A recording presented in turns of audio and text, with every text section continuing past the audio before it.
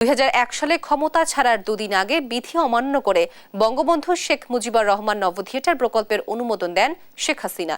120 কোটি টাকা মূল্যে সেই প্রকল্প অনুমোদনের সময় জাতীয় অর্থনৈতিক পরিষদের নির্বাহী কমিটির পূর্ণাঙ্গ কোরাম ছিল না।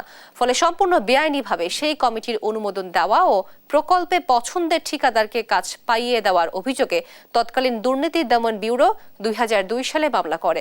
অন্যদিকে পদ্মা সেতু দুর্নীতি ষড়যন্ত্র মামলা পুনরায় তদন্ত শুরু করেছে দুদক।